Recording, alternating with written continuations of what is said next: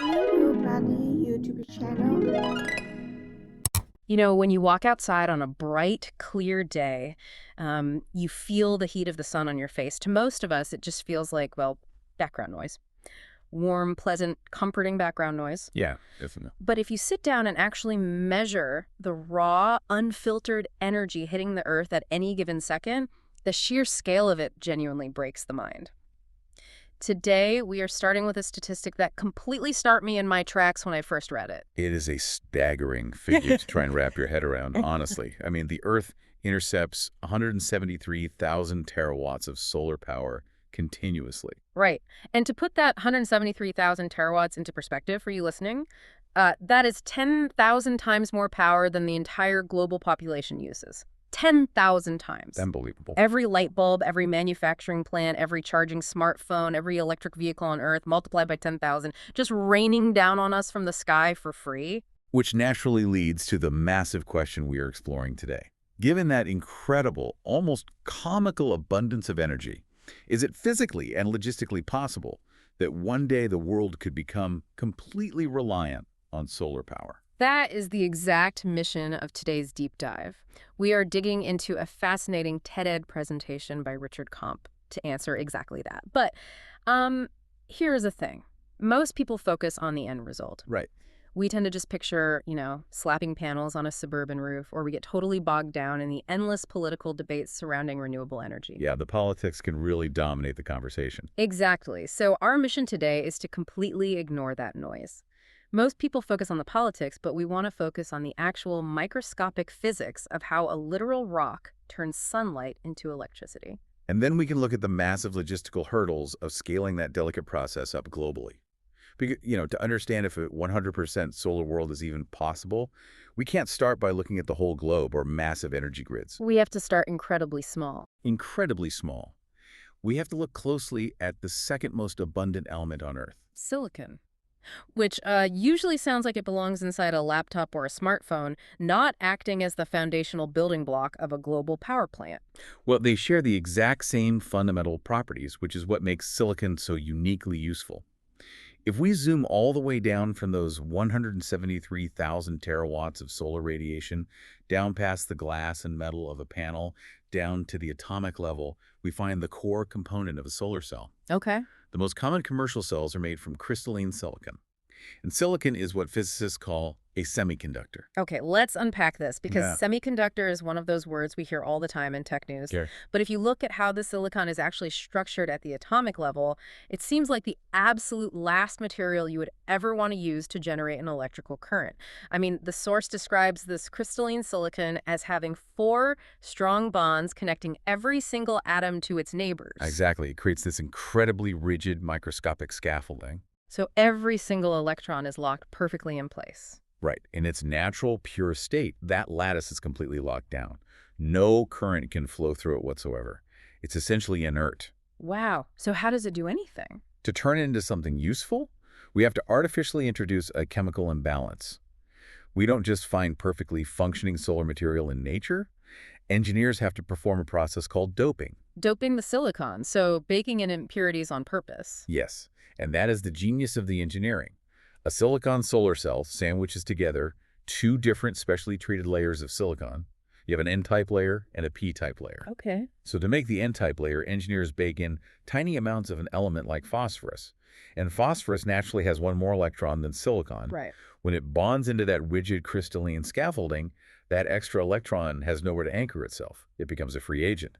Oh, so the N-type layer suddenly has a surplus of electrons just, wandering around? Exactly. Hmm. Then they do the opposite for the P-type layer. They might dope that side with boron, which has 1 fewer electron than silicon. This creates empty spaces in the atomic scaffolding. We literally call these empty spaces holes.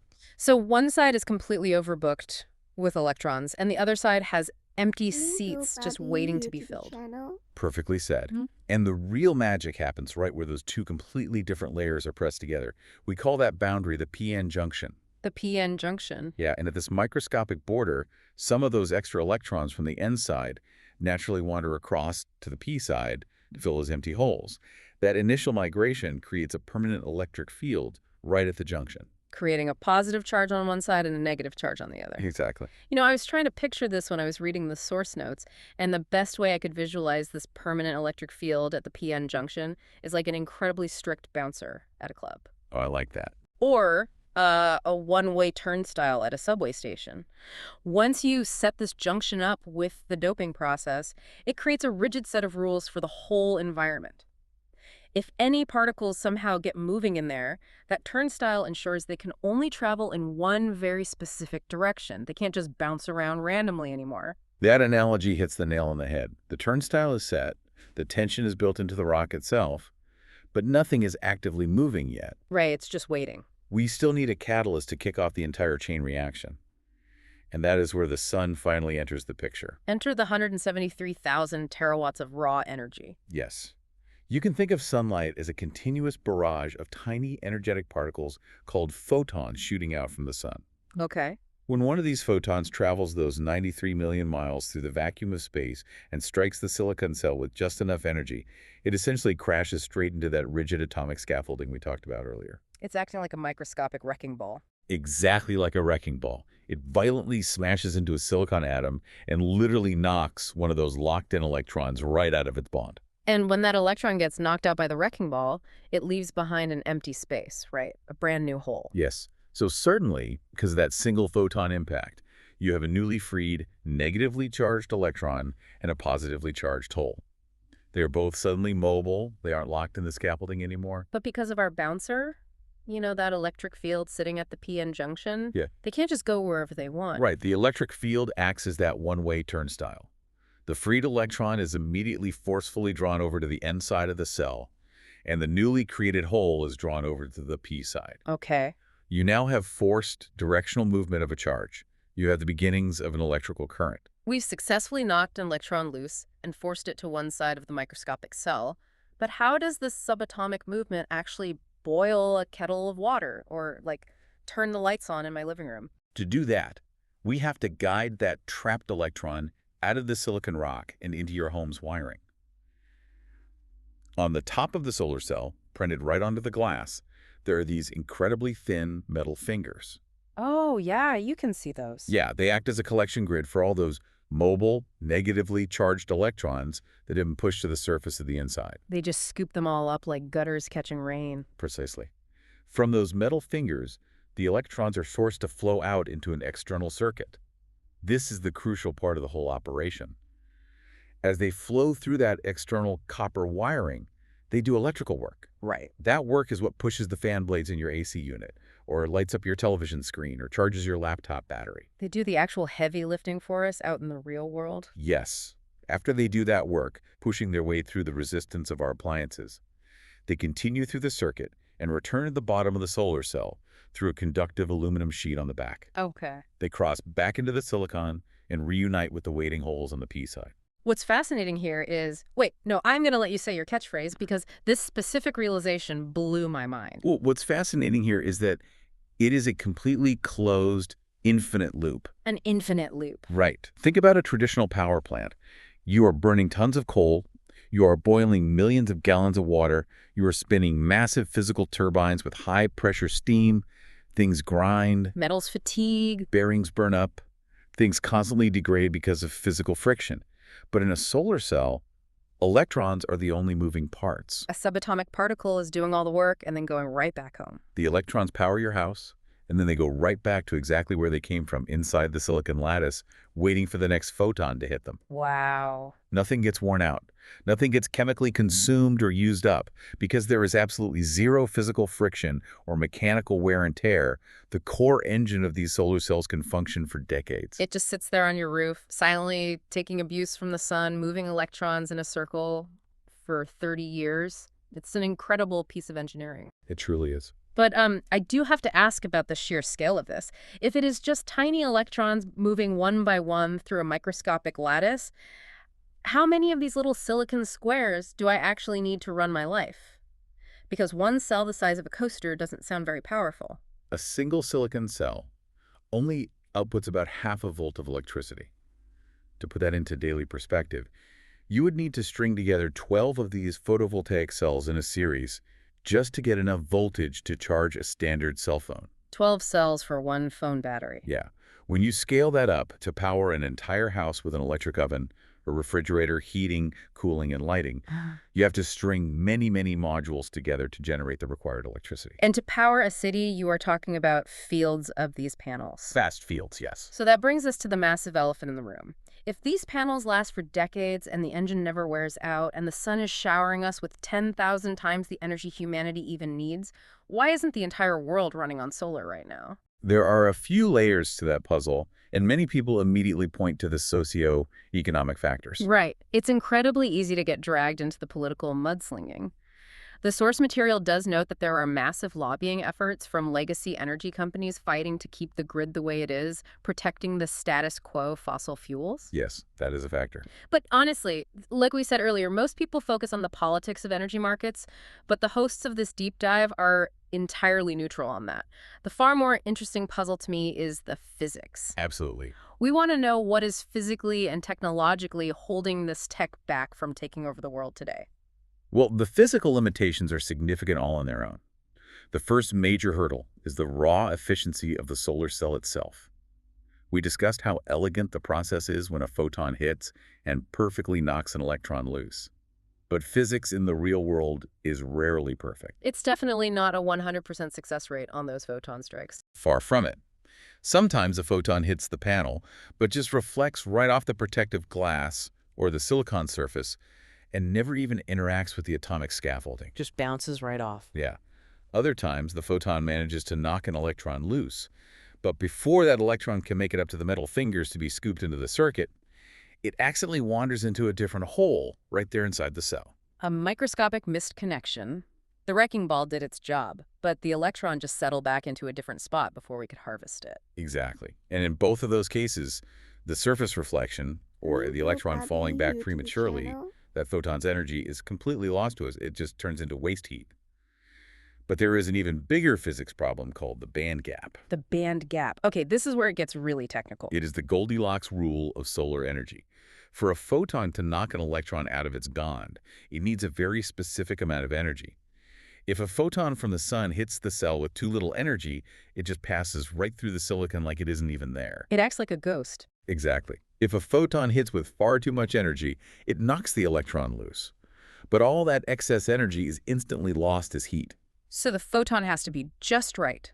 Not too weak, not too strong. Because of all these factors, reflection, missed connections, and the unforgiving rules of the band gap, the most efficient single solar cell ever created in an ultra-expensive laboratory setting only converts about 46% of the available sunlight into electricity. Even the absolute best, most heavily engineered lab experiment fails more than half the time. And that is just the world record. Most commercial systems, the standard panels you actually see installed on residential roofs or in solar farms, are currently only hovering around 15 to 20% efficiency. We are leaving a massive amount of that 173,000 terawatts literally on the table, or rather radiating off the panels as heat. Exactly. That is a staggering technical hurdle to overcome. But the physical cells themselves aren't the only bottleneck. We also have to deal with the reality of planetary geography and time. Right. Solar energy is wildly unevenly distributed across the globe. Some areas, like the deserts of the American Southwest or Northern Africa, are incredibly sun-drenched year-round. Sure. Other regions are notoriously overcast or situated at latitudes where winter sunlight is incredibly weak. And beyond the geography, the energy is temporally inconsistent. And I want to pause here because this is where the conversation usually gets a little patronizing. People say, well, the sun goes down at night, so solar doesn't work.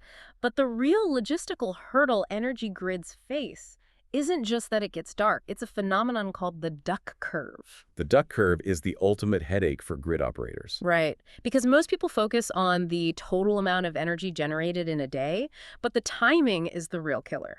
Solar panels produce their absolute maximum output right in the middle of the day. Noon to 2 p.m. when the sun is highest. Yes. But human beings don't use the most electricity at noon. We use the most electricity around 6 or 7 p.m. We come home from work, the sun starts going down, our solar production drops off a cliff, but suddenly everyone turns on their air conditioning, their televisions, their ovens, and they plug in their electric cars. The demand spikes exactly when the solar supply vanishes. Precise. If the world were to become 100% reliant on solar power, how do we bridge that massive daily gap without firing up a coal plant at 6 p.m.? We would need unprecedented, massive advancements in global energy storage and transmission. To conquer the duck curve, you need grid-scale batteries. Okay. We are talking about vast lithium-ion battery parks, Hmm. or mechanical batteries like pumped hydro, where you use excess midday solar power to pump water up a mountain and then let it flow back down through turbines at 7 p.m. when everyone needs the power. We basically have to manufacture ways to save the sunshine for the evening. Yes. And what about the geographic problem? How does a heavily overcast city survive in a total solar world? We would need incredibly efficient ways to generate electricity in the sunny spots of the world and seamlessly transmit it thousands of miles to the cloudy ones. Wow. That requires high-voltage, direct current lines, or HVDC lines, spanning continents. Moving electricity that far without losing it all to resistance is incredibly expensive and complex. Okay, given all of this, the 15% efficiency limits, the band gap, the duck curve, the massive need for continental transmission lines and mountain-sized batteries, let's zoom out to the macro level. Is powering the entire world with today's technology actually a feasible reality? Or is this just a fun, utopian thought experiment for theoretical physicists? According to the experts cited in the source, in spite of all those daunting limitations, it actually would be possible to power the entire world with the solar technology we possess today. Wait, really? Using the 20% efficient panels we currently have? Yes, but it comes with two massive prerequisites. We would need the global financial willpower to fund that sheer scale of infrastructure, and we would need a tremendous amount of physical space. Here's where it gets really interesting, because I saw the space estimates in the source, and I wanted to push back heavily on this. The source notes that to power the entire globe, we would need estimates ranging from tens of thousands to hundreds of thousands of square miles of pure solar panels. That's right. When you casually drop a phrase like hundreds of thousands of square miles, that sounds like an impossibly huge chunk of the Earth's surface. It sounds like an absolute deal breaker for the environment. It sounds horrifyingly large, yes. But context is everything when discussing planetary scale. Hundreds of thousands of square miles is a vast area, but consider this benchmark. The Sahara Desert alone is over 3 million square miles in area. The Sahara is 3 million square miles. Yes. So purely in terms of available sun-drenched real estate on the surface of the Earth, we absolutely have the physical space to accommodate those arrays without paving over every forest and farmland. Wow. Furthermore, the physical landscape of where engineers can place these modules is rapidly evolving. We don't just have to bulldoze deserts. The source highlighted some really creative alternatives, like floating solar farms. Innovations like floating solar farms on massive reservoirs, water treatment plants, and natural lakes are opening up entirely new geographical options. That's amazing. And floating them actually solves two problems at once. The water actively cools the panels, which prevents overheating and increases their efficiency, while the panels cast shade that significantly reduces the evaporation of critical drinking water reservoirs. It's a fascinating engineering double win. But what does this all mean for the average person today? If it is physically possible to run the globe, but it requires paving a fraction of the Sahara and building multi-billion-dollar global transmission lines, how does this actually impact people's lives right now? When you step back and look at the global energy landscape, you see a very stark divide in how solar is actively changing human lives today. Thought experiments about continental grid sharing are great for the future, but the reality on the ground today is entirely about immediate infrastructure. The divide between who already has a grid and who doesn't. Exactly. Right now, there are over 1 billion people on Earth who live without access to a reliable electrical grid. This population is heavily concentrated in developing nations, many of which happen to be located in incredibly sunny equatorial regions. For those billion people, they aren't sitting around waiting for a massive high-voltage transmission line to be built from the Sahara to their village. Right. For them, solar isn't some theoretical green energy future. It is the most practical, economically viable present. In these regions, localized, off-grid solar energy is already much cheaper and significantly safer than the available alternatives. Wow. We are seeing communities leapfrog the traditional, massive, centralized power grid entirely, much like how mobile phones allowed developing nations to leapfrog the need to string millions of miles of copper landlines. Instead of relying on a centralized coal plant hundreds of miles away, a family can just put a panel on their roof to charge their phones and run LED lights. It replaces burning kerosene indoors, which is highly toxic and a massive fire hazard. Yes, a single, localized solar module fundamentally changes the standard of living overnight.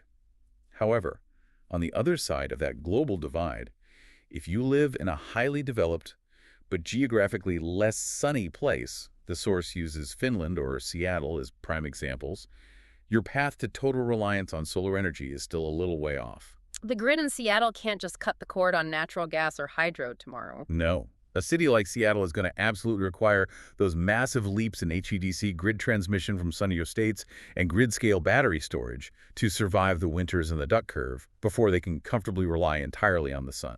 It is such a wild, expansive journey when you step back and look at the whole picture. Yeah. We started this deep dive talking about a single tiny photon, a microscopic particle of light traveling 93 million miles through the freezing vacuum of space, just to smash into a rigid silicon lattice, knock a single electron loose, and push it through a chemically engineered one-way turnstile. The micro magic of the p-n junction. Exactly. From that invisible subatomic dance, we scaled all the way up to the very real logistical potential of covering hundreds of thousands of square miles of the Sahara Desert or floating massive farms on drinking reservoirs, all to capture a tiny fraction of those 173,000 terawatts to power human civilization. It really highlights how interconnected the absolute micro and the planetary macro truly are. And before we wrap up today's exploration, this raises an important question, or perhaps a thought experiment for you to mull over after we sign off. I always love a good thought experiment to end on. Lay it on us. We spent a lot of time discussing how the most incredible, underappreciated feature of a solar cell is that the subatomic electrons are the only moving parts. Because of that infinite loop, there is virtually zero mechanical wear and tear, allowing these panels to function silently without degradation for decades. A beauty of zero friction. Right. So consider the broader implications of that. What would our world look like if human engineers figured out how to design all of our major machines and tools relying only on subatomic moving parts? Oh. Imagine an entire industrial society. Our transportation networks, our manufacturing plants, our daily physical infrastructure where mechanical friction, grinding gears, and thermal breakdown were completely a thing of the past. A completely frictionless society. No engines burning out, no brake pads wearing down, no moving parts requiring constant lubrication. Just electrons doing the heavy lifting out in the real world and seamlessly returning home to start over. That's a sci-fi novel I would absolutely read. And hopefully, given the pace of material science, a reality we might get to see a tiny piece of in our lifetimes. Hopefully. Well, that is all the time we have for today. Thank you so much for joining us on this deep dive into the hidden mechanics and massive logistics of solar power. Keep looking up, keep asking critical questions about the world around you, and we will catch you on the next deep dive.